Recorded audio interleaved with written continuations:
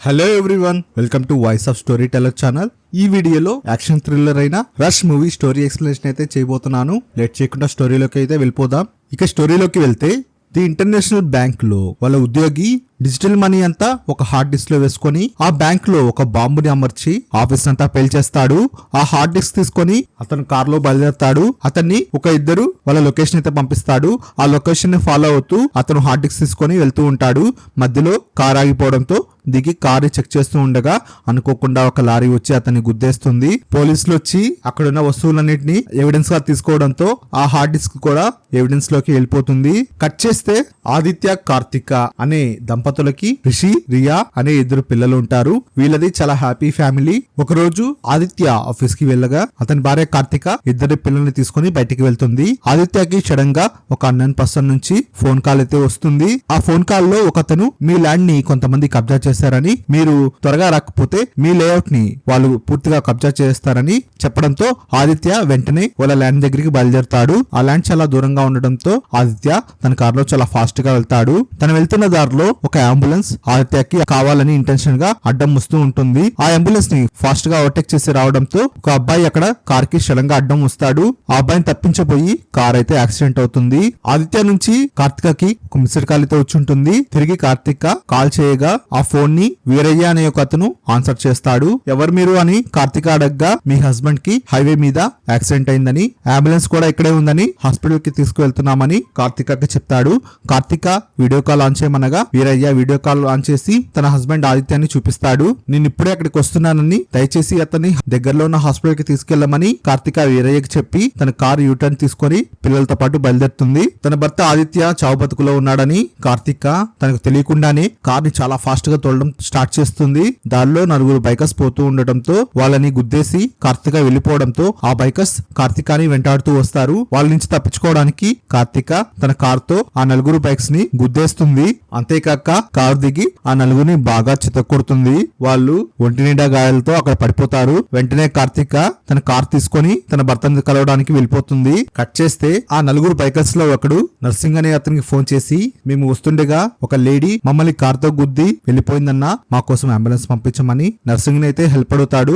విషయం ఏమిటంటే ఈ నలుగురు బైకర్స్ ని పెట్టింది నర్సింగే. నర్సింగ్ కి ఒక అతను ఫోన్ లో కనెక్ట్ అయ్యి ఆ రోజు బ్యాంకు నుంచి హార్డ్ డిస్క్ తెస్తున్న ఒక అతను యాక్సిడెంట్ అయి చనిపోవడంతో ఆ హార్డ్ డిస్క్ పోలీస్ స్టేషన్ లో ఎవిడెన్స్ రూమ్ లో ఉంటుంది. ఎలాగైనా ఆ హార్డ్ డిస్క్ తీసుకురమ్మని నర్సింగ్ కి ఈ పని అప్పచెప్తాడు.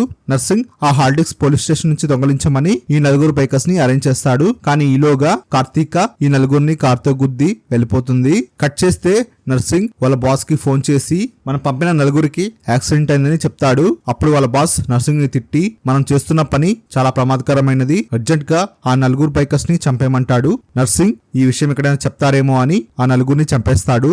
కట్ చేస్తే కార్తిక తన పిల్లలతో కార్ లో చాలా ఫాస్ట్ గా వెళ్తూ ఉంటుంది. ఆదిత్య ఫోన్ పట్టుకోన్న వీరయ్యకి కాల్ చేస్తుంది. వీరయ్య ఏం చెప్తాడంటే, దగ్గరలో ఉన్న హాస్పిటల్ కి వచ్చామని, ట్రీట్మెంట్ చేస్తున్నారని, హాస్పిటల్లో కొంత డబ్బు కట్టమంటున్నారని అక్కడున్న నర్స్ కి ఆ ఫోన్ ఇస్తాడు. నర్స్ కార్తికకి ఆదిత్యకి తల చుట్టూ బాగా దెబ్బలు తగిలాయని, హాస్పిటల్లో కొంత డబ్బు డిపాజిట్ చేయాలని చెప్పగా కార్తిక వీరయ్యని తన హస్బెండ్ పాకెట్ లో డెబిట్ కార్డు ఉంటుందని ఆ కార్డ్ హాస్పిటల్ వాళ్ళకిచ్చి డబ్బు డిపాజిట్ చేయమని వీరయ్యకి చెప్తుంది. వీరయ్య సరే అని చెప్పి డబ్బునైతే డిపాజిట్ చేస్తాడు. కట్ చేస్తే ఆ నలుగురు బైకర్స్ చనిపోయిన చోటికి పోలీస్ ఆఫీసర్స్ అయితే వస్తారు. అందులో శివ మెయిన్ ఇన్స్పెక్టర్. ఆ నలుగురు బైకర్స్ లో గన్తో షూట్ చేసినప్పటికీ ఒకడు కొనుపురిలో ఉంటాడు. ఇదంతా ఎవరు చేశారో వాడిని అడగమని ఇన్స్పెక్టర్ శివ అక్కడున్న ఎస్ఐకి చెప్పగా, అందులో ఒక బైకర్ మమ్మల్ని ఒక లేడీ కార్తో గుద్దించి వెళ్లిపోయిందని, ఇంకా నర్సింగ్ యాదవ్ గురించి కూడా చెప్తూ ఉండగా ఆ ఎస్ఐ అక్కడున్న పోలీసులకు తెలియకుండా వాడిని గొంతు నిర్మి చంపేస్తాడు.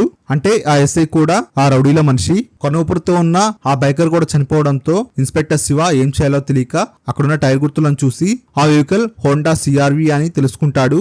దగ్గరలో ఉన్న పోలీసులకి రేడియోలో హోండా సిఆర్వి అటువైపు వెళ్తుందా అని, అటువైపు వెళ్తే ఫాలో చేయమని ఆర్డర్స్ అయితే ఇస్తాడు. కార్తిక అటువైపు వెళ్తుండగా అక్కడ ఉన్న పోలీసులు తను వెళ్తున్న హోండా సిఆర్వి వెహికల్ చూసి కార్తిక కారు వెంబడి పడతారు. ఆ పోలీసులు ఎలాగోలా కార్తిక కారు ఆపి తనని అరెస్ట్ చేస్తూ ఉండగా కార్తిక వాళ్ళ మీదకి విరుచుకుపడి వాళ్ళని చావబాదుడు కొట్టి అక్కడి నుంచి వెళ్ళిపోతుంది. అంతా అయిపోయాక మళ్ళీ మన ఇన్స్పెక్టర్ శివ ఆ స్పాట్ కి వచ్చి ఇంతమంది పోలీసులని ఎవరు కొట్టారో అని అడగగా ఆ హోండా సిఆర్వి వెహికల్ లో వచ్చిన లేడీ మమ్మల్ని కొట్టి వెళ్ళిపోయిందని ఇన్స్పెక్టర్ శివకి అయితే చెప్తారు. హైవే మీద ఉన్న సీసీ కెమెరా ద్వారా ఆ వెహికల్ లో ఉన్న లేడీ ఫోటో అక్కడున్న ఒక పోలీస్ శివకి అయితే చూపిస్తాడు. ఆమె ఎవరో కాదు, ఒకప్పుడు శివ తనతో కలిసి పనిచేసిన ఓ పోలీస్ ఆఫీసర్. కొన్ని కారణాల వల్ల కార్తీక పోలీస్ ఉద్యోగం ఆపేసి తన ఫ్యామిలీ లైఫ్ నైతే లీడ్ చేస్తూ ఉంటుంది. తను ఇన్స్పెక్టర్ శివకి మంచి ఫ్రెండ్. కట్ చేస్తే కార్తీక ఓ దగ్గర వాటర్ బాటిల్ కోసం కార్ ఆపుతుంది. వాటర్ బాటిల్ కొనుక్కొని వచ్చేలోపు కార్ లో తన కొడుకు కనిపించకుండా పోతాడు. అప్పుడు సడన్ గా రౌడీ నర్సింగ్ కార్తీకకి వీడియో కాల్ చేసి నీ కొడుకు నాతోనే ఉన్నాడని చెప్పి నువ్వు ఎలాగైనా పోలీస్ స్టేషన్ కి వెళ్లి ఆ హార్డ్ డిస్క్ తెచ్చిస్తే నీ కొడుకుని ప్రాణాలతో విడిచిపెడతానని కార్తీకాని అయితే బ్లాక్ మెయిల్ చేస్తాడు. కార్తీక తన కూతురు రియాని తీసుకొని పోలీస్ స్టేషన్ కి బయలుదేరుతుంది. దారిలో కార్తీకకి మళ్ళీ వీరయ్య నుంచి ఫోన్ వస్తుంది. ఈ హాస్పిటల్ వాళ్ళు ఇంకా డబ్బులు కట్టమంటున్నారని కార్తీకకి చెప్పగా కార్తీక మరో 10 lakhs తన భర్త బ్యాంకుకి పంపిస్తుంది. ఆ డెబిట్ కార్డ్ తో హాస్పిటల్ బిల్ కట్టేయమని వీరయ్యకి చెప్తుంది. కట్ చేస్తే కార్తీక ఆ హార్డ్ డిస్క్ ఉన్న పోలీస్ స్టేషన్ కి వెళ్లి రెస్ట్ రూమ్ యూజ్ చేసుకుంటానని చెప్పి ఎవిడెన్స్ రూమ్ లోకి వెళ్లి ఆ హార్డ్ డిస్క్ తీసుకొని వెళ్తూ ఉండగా పోలీసులు ఆపుతారు. అక్కడ ఉన్న పోలీసులందరినీ చితక్కొట్టి అక్కడ నుంచి తప్పించుకొని ఆ హార్డ్ డిస్క్ ఉన్న బ్యాగ్ తో పోలీస్ స్టేషన్ నుంచి బయటకు వచ్చేస్తుంది. వెంటనే నర్సింగ్ కి కాల్ చేసి తన చేతిలో హార్డ్ డిస్క్ ఉందని, నువ్వు మా అబ్బాయి రిషిని హార్డ్ డిస్క్ తీసుకొని వదిలిపెట్టేయాలని కార్తీక నర్సింగ్ ని అడగగా తను ఒక లొకేషన్ చెప్తానని అక్కడికి రమ్మని కార్తీకకి చెప్తాడు. కార్తీక ఆ లొకేషన్ కి చాలా వేగంగా వెళ్తూ ఉండగా మధ్యలో పోలీసులందరూ కార్తీకనైతే ఆపుతారు. కార్తీక వెహికల్ కి అడ్డంగా వాళ్ళ వ్యాన్లు అయితే ఆపేస్తారు. అదే టైంలో మళ్ళీ వీరయ్య నుంచి తన హస్బెండ్ మొబైల్ నుంచి కాల్ వస్తుంది. ఈ కాల్ ఎలాగైనా అటెండ్ చేయాలని చెప్పి కార్తీక రిస్క్ చేసి ఆ కాల్ అటెండ్ చేస్తుంది. వీరయ్య హాస్పిటల్ వాళ్ళు ఈ డబ్బులు సరిపోలేదంటున్నారు, ఇంకా డబ్బులు కట్టాలంటమ్మా అని కార్తీకకి చెప్పగా కార్తీక మరో 10 lakhs తన భర్త అకౌంట్ కి ట్రాన్స్ఫర్ చేస్తుంది. త్వరగా ఆ డబ్బు హాస్పిటల్ వాళ్ళకి కట్టేయమని ట్రీట్మెంట్ స్టార్ట్ చేయించమని కార్తీక వీరయ్యని కోరుతుంది.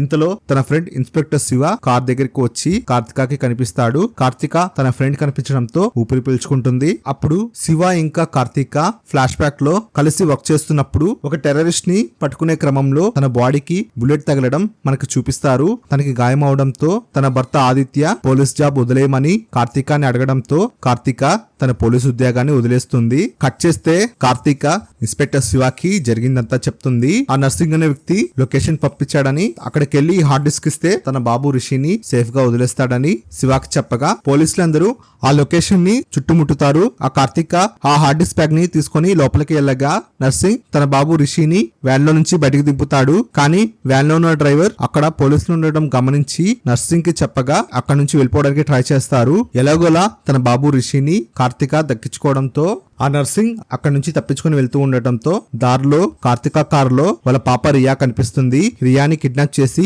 నర్సింగ్ అక్కడ నుంచి తప్పించుకుని వెళ్ళిపోతాడు. కట్ చేస్తే కార్తీక రియా కోసం వెతుకుతూ ఉండగా నర్సింగ్ వీడియో కాల్ చేసి పాప తన దగ్గరే ఉందని చెప్పి కాల్ కట్ చేస్తాడు. కట్ చేస్తే కార్తీక పోలీస్ స్టేషన్ లో ఉండి పోలీస్ స్టేషన్ నుంచి తన హస్బెండ్ కి ఎలా ఉందో చూడాలని వీరయ్యకి కాల్ చేసి అడుగుతుంది. వీరయ్య వీడియో కాల్ చేసి తన హస్బెండ్ కి ట్రీట్మెంట్ జరిగిందని, తను ఇంకా స్పృహలోకి రాలేదని, తనకి ఎలాంటి ప్రమాదం లేదని ఐసీయూలో ఉన్న ఆదిత్యాని వీడియో కాల్ అయితే చూపిస్తాడు. దాంతో కార్తీక గట్టిగా ఊపిరి పీల్చుకుంటుంది. ఫోన్ కట్ చేశాక ఇన్స్పెక్టర్ శివ తన దగ్గరికి వచ్చి ఏ హాస్పిటల్లో జాయిన్ చేస్తారని అడగ్గా ఈ హడావిడిలో హాస్పిటల్ పేరు అడగడం మర్చిపోయానని తిరిగి కాల్ చేసి వీరయ్యకి అడగ్గా తనకి కూడా ఆ హాస్పిటల్ పేరు తెలియదని, తనకి ఇంగ్లీష్ చదవడం రాదని, హాస్పిటల్లో వాళ్ళని అడిగి చెప్తానని ఫోన్ కట్ చేస్తాడు. దీంతో అక్కడున్న ఇన్స్పెక్టర్ కి అనుమానం వస్తుంది. ఆ యాక్సిడెంట్ జరిగిన హైవే రోడ్ లో దగ్గరలో ఏ హాస్పిటల్ ఉంది అని చూడగా 100 కిలోమీటర్ల పరిధిలో ఎక్కడ హాస్పిటల్ అయితే కనిపించదు. అప్పుడు వెంటనే కార్తీకాని కాల్ చేయమని చెప్పగా వీరయ్య ఆదిత్య ఫోన్ అయితే స్విచ్ ఆఫ్ చేస్తుంటాడు. Inspector Shiva Karthika bank account ని చెక్ చేయమంటాడు. ఎందుకంటే కార్తీక 2 times తన భర్త అకౌంట్ కి డబ్బులు పంపించుంటుంది. తన భర్త డెబిట్ కార్డ్ ద్వారా ఒక ఫేక్ హాస్పిటల్ అకౌంట్ కి మనీ ట్రాన్స్ఫర్ అయ్యి అవి ఆఫ్షోర్ అకౌంట్స్ కి ట్రాన్స్ఫర్ అయిపోయి ఉంటాయి. దీంతో కార్తీక మోసపోయిందని అర్థమవుతుంది. మనీ పోతే పోయాయి, ఆదిత్య ఎక్కడున్నాడో కనుక్కోవాలని చెప్పి ఇన్స్పెక్టర్ అక్కడున్న పోలీసులకి చివరిగా ఆ రౌడీ నర్సింగ్ ఎక్కడ నుంచి కాల్ చేశాడో ఆ లొకేషన్ ని కనుక్కోమని చెప్తాడు. కట్ చేస్తే నర్సింగ్ వాళ్ళ బాస్ కి కాల్ చేసి హార్డ్ డిస్క్ చేతికొచ్చే సమయానికి అక్కడికి పోలీసులు వచ్చేసారని, కానీ ఇంకా మనకి ఆ కార్తీక పాప మన దగ్గరే ఉందని, ఎలాగైనా ఈసారి హార్డ్ డిస్క్ తెస్తానని వాళ్ళ బాస్ కి చెప్తాడు. నీకు ఇదే చివరి ఛాన్స్, లేకపోతే నీ చావు నా చేతిలో అని వాళ్ళ బాస్ నర్సింగ్ కి బెదిరించి ఫోన్ పెట్టేస్తాడు. చేస్తాడు. నర్సింగ్ యొక్క చివరి లొకేషన్ పోలీసులు తెలుసుకొని ఒక ఇద్దరు పోలీసులు ఆ లొకేషన్ కి వెళ్లి చూడగా అక్కడ టెంపరీగా సెటప్ చేసిన హాస్పిటల్ సెటప్ అయితే ఉంటుంది. అక్కడ చాలా మంది చనిపోయి కింద పడిపోయి ఉంటారు. విషయం ఏమిటంటే ఈ సెటప్ అంతా ఆ రౌడీ నర్సింగ్ చేసి ఉంటాడు. ఆ వీరయ్య కూడా ఆ నర్సింగ్ మనిషే. పనంతా అయిపోయాక నర్సింగ్ వాళ్ళ మనుషుల చేత వీరయ్యని ఇంకా ఆ హాస్పిటల్లో యాక్ట్ చేసిన స్టాఫ్ అందరినీ గన్నుతో కాల్చి చంపేస్తారు. అక్కడికి వెళ్ళిన ఆ పోలీసులు ఆ ప్రదేశం ని చెక్ చేస్తూ ఉండగా అక్కడ ఒక ఫోన్ అయితే రింగ్ అవుతుంది. ఆ పోలీస్ ఆ ఫోన్ ఆన్సర్ చేయగా దానికి సెటప్ పైన బాంబు పేలి ఆ ప్రదేశం అంతా ఎలాంటి ఎవిడెన్స్ లేకుండా ఖాళీ బూడిదైపోతుంది. ఈ విషయం తెలిసిన పోలీసులందరూ అక్కడికి వచ్చి చూడగా అక్కడ ఎలాంటి ఎవిడెన్స్ లేకుండా అంతా బూడిదైపోయి ఉంటుంది. కట్ చేస్తే పోలీస్ స్టేషన్ లో కార్తీకాకి మళ్ళీ నర్సింగ్ వీడియో కాల్ చేసి ఓవైపు తన కూతురు మరోవైపు తన భర్త ఆదిత్యాని బంధించి ఆదిత్యాని ఓ కత్తితో గుచ్చుతూ హింసిస్తూ నువ్వు త్వరగా హార్డ్ డిస్క్ తేకపోతే వీళ్ళిద్దరిని చంపేస్తానని చెప్పి కార్తీకాని భయపిస్తాడు. దీంతో కార్తీక చేసేదేమి లేక అక్కడున్న హార్డ్ డిస్క్ బ్యాగ్ ని తీసుకొని తన బాబుతో కార్ లో ఆ నర్సింగ్ ఉన్న లొకేషన్ కి అయితే వెళ్ళిపోతుంది. అక్కడ నర్సింగ్ కి ఆ హార్డ్ డిస్క్ ఇచ్చేసి తన భర్తకి తగిలిన గాయానికి కార్తీక క్లాత్ కడుతూ ఉంటుంది. ఆ నర్సింగ్ హార్డ్ డిస్క్ తీసుకుని వెళ్తుండగా అతని మనిషి కార్తీక మీద కన్నేస్తాడు. నర్సింగ్ ఎంత చెప్తున్నా వినకుండా ఆ నర్సింగ్ మనిషి ఆ కార్తీక ని బలవంతం చేయడానికి ట్రై చేస్తాడు. ఈలోగా నర్సింగ్ ఆ హార్డ్ డిస్క్ తీసుకొని ఇంకా కార్తీక పాప రియాన్ కూడా తీసుకొని అక్కడి నుంచి వ్యాన్ లో వెళ్ళిపోతూ ఉండగా కార్తీక తన కార్ తీసుకొని చాలా వేగంగా వెళ్లి ఆ వ్యాన్ ని గుద్దేస్తుంది. ఆ వ్యాన్ తలకిందులుగా పడిపోవడంతో కార్తీక ఆ వ్యాన్ లో ఉన్న తన పాప రియాని కాపాడుతుంది. కట్ చేస్తే ఆ నర్సింగ్ మనుషులు కార్తీకతో ఫైట్ చేస్తూ తనని చంపడానికి గన్ తో ట్రై చేస్తుంటే దూరం నుంచి మన ఇన్స్పెక్టర్ శివ వచ్చి నర్సింగ్ ని ఇంకా అతని మనిషిని గన్ తో షూట్ చేసి చంపేస్తాడు. తన ఫ్రెండ్ శివ వచ్చి కాపాడాడు అనుకొని కార్తీక కొంచెం రిలాక్స్ అవ్వగా కానీ ఆ ఇన్స్పెక్టర్ శివ కార్తీకాకి షాక్ ఇస్తాడు. అక్కడున్న ప్రతి ఒక్కరిని ఇన్స్పెక్టర్ శివ తన గన్తో షూట్ చేసి చంపేస్తాడు. కార్తీకాకి అసలేం అర్థం కాదు. అందరిని ఎందుకు చంపుతున్నావని కార్తీక అడుగుతుంది. దానికి శివ తను అక్రమంగా సంపాదించిన బ్లాక్ మనీ అంతా ఆ హార్డ్ డిస్క్ లోనే ఉందని, ఈ హార్డ్ డిస్క్ తెమ్మని నర్సింగ్ ని పంపించిందే నేనే అని శివ కార్తీక ముందు ఓపెన్ అవుతాడు. నేను ఏ పని చేసినా ఎవిడెన్స్ లేకుండా చేయడం నాకు అలవాటని, అలాగే గతంలో మనం ఇద్దరం కలిసి టెర్రరిస్టులను చంపడానికి వెళ్ళినప్పుడు నిన్ను షూట్ చేసింది ఎవరో కాదని, అది కూడా నేనే అని, కానీ నువ్వు లక్కీగా బతికిపోయావని శివ కార్తీకకి షాక్ ఇస్తాడు. నిన్ను, నీ భర్తని, నీ పిల్లలిద్దరిని ఎలాగైనా చంపాలని వేరే ఆప్షన్ లేదని శివ గన్తో కార్తీకాని షూట్ చేస్తూ ఉండగా కార్తీక కొడుకు రిషి వెనకాలే వచ్చి తన చేతిని బ్యాట్ తో కొడతాడు. ఈ గ్యాప్ లో కార్తీక అక్కడున్న ఒక క్రికెట్ వికెట్ ని తీసుకొని చాలా బలంగా శివ గుండెల్లో దుంపేస్తుంది. దాంతో శివ అక్కడికక్కడే చనిపోతాడు. ఫైనల్ గా కార్తీక తన హస్బెండ్ ని తన పిల్లల్ని కాపాడుకుంటుంది. ఇంతటితో ఈ స్టోరీ అయితే అయిపోతుంది. మీకు నా స్టోరీ ఎక్స్ప్రెషన్ నచ్చినట్లయితే ప్లీజ్ ఈ వీడియోకి లైక్ చేయండి. మీరు ఫస్ట్ టైం ఈ ఛానల్ చూస్తున్నట్లయితే ఈ ఛానల్ కి సబ్స్క్రైబ్ చేసుకోవడం మర్చిపోవద్దు. సరికొత్త వీడియోతో మీ ముందుకు మళ్ళీ వస్తాను. అప్పటి వరకు సెలవు. Thanks for watching this video.